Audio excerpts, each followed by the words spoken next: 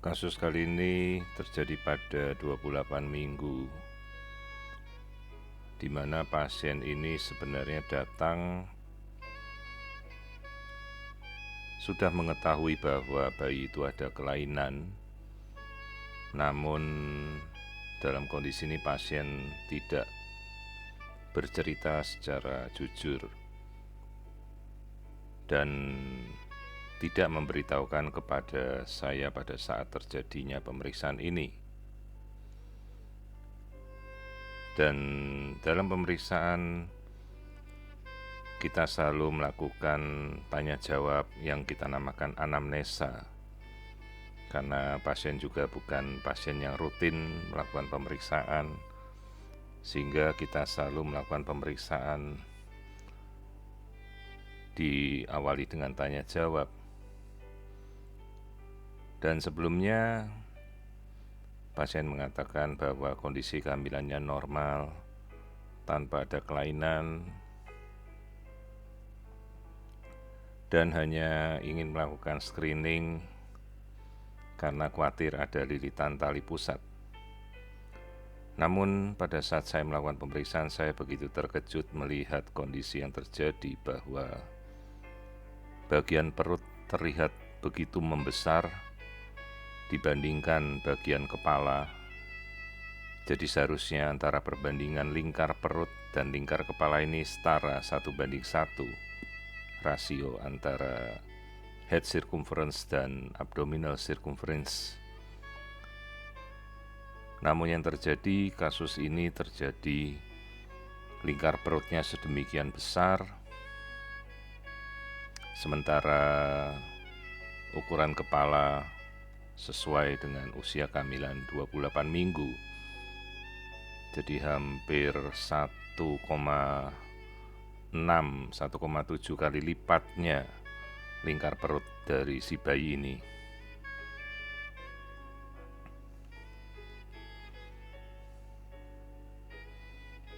Ini adalah saat kita mengukur ukuran lingkar kepala dan lingkar perut, dan pasien hingga pada saat melakukan pemeriksaan itu pun tidak bercerita apapun. Sampai kemudian saat saya melakukan pemeriksaan lebih mendalam, kita juga melihat wajah yang terlihat normal, tidak ada kelainan.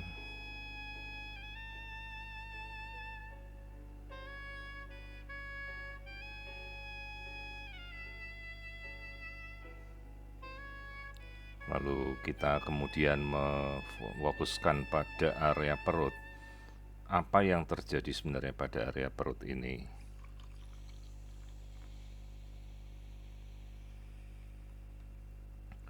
Di sini kita melakukan pemeriksaan multi-slice imaging, di mana terlihat bagian perut dengan bagian berongga, di mana itu artinya adalah cairan bebas di dalam rongga perut bayi, yang seharusnya rongga perut bayi ini tidak ada cairan dan hanya terisi oleh usus. Sementara tampak bagian padat yang merupakan bagian usus, bisa berupa usus besar ataupun usus lain. Namun yang menjadi gambaran yang paling kita lihat di sini adalah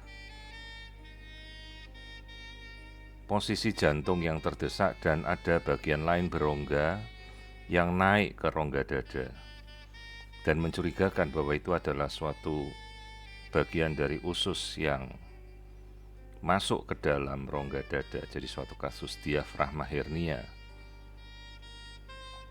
Biasanya yang masuk ke rongga dada ini adalah lambung, namun kali ini yang kita lihat adalah bagian dari usus yang masuk mendekati rongga dada di jantung ini, dan melihat jantung ini terdesak ke sebelah kanannya. Jadi ada sebuah kasus hernia diafragmatika, di mana jelas apabila usus itu masuk ke rongga dada yang terjepit melalui sebuah foramen hernia, maka bisa saja pasase usus itu terganggu dan tidak dapat melakukan peristaltiknya. Ini yang menjadi penyebab gambaran pada rongga perut yang kita lihat seperti ini adalah bagian yang kita curigai usus yang telah jebol atau pecah. Jadi ada suatu kasus peritonitis generalisata pada daerah perut bayi, di mana bayi ini masih dalam kandungan sementara ususnya telah pecah. Ini adalah arus darah pada daerah liver. Sementara ini gambaran yang menyerupai benang-benang jaring-jaring halus ini adalah bagian usus yang telah jebol atau ruptur secara spontan, atau istilahnya bowel rupture. Ini ada suatu kasus peritonitis yang cukup fatal pada masa bayi dalam kandungan. Kemungkinan akibat bayinya laki-laki, yang terjadi akibat usus yang terjepit pada kasus hernia diafragmatika tadi, sehingga peristaltik usus yang sedemikian kuatnya terganggu dan akhirnya usus bayi ini pecah. Pertanyaannya, apakah bayi ini tetap aktif dalam kandungan? Ya, karena dia masih terhubung oleh ibunya. Namun permasalahan muncul apabila bayi ini kemudian lahir, maka penanganan apa yang akan kita lakukan kita sendiri belum bisa menduga-duga, karena ini harus kita konsulkan segera setelah lahir kepada tim dari bedah anak. Apakah masih mungkin dilakukan perbaikan rekonstruksi dari ususnya yang telah ruptur tadi atau tidak?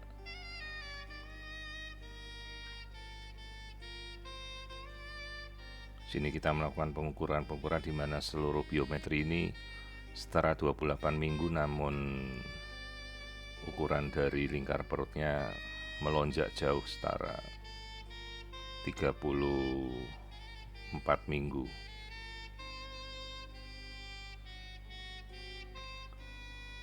Jadi kemudian sekali lagi ini ada sebuah kasus ruptur usus atau pecahnya usus bayi secara spontan di dalam kandungan akibat proses peristaltik dari usus yang tidak berjalan dengan baik, karena kemungkinan ususnya terjepit masuk ke dalam rongga dada dalam suatu proses hernia diafragma, sehingga usus janin ini pecah secara spontan atau yang kita namakan sebagai rupture bowel.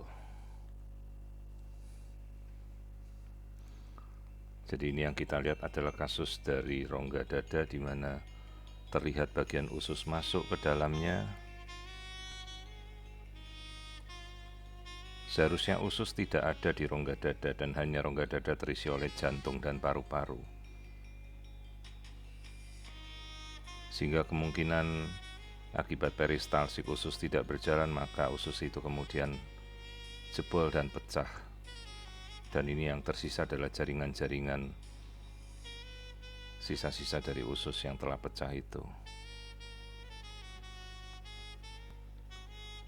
Orang tua perlu kita edukasi karena prognosisnya cukup jelek, dan setelah lahir harus segera kita kolaborasikan dengan sejawat bedah anak untuk melakukan tindakan rekonstruksi apabila masih memungkinkan.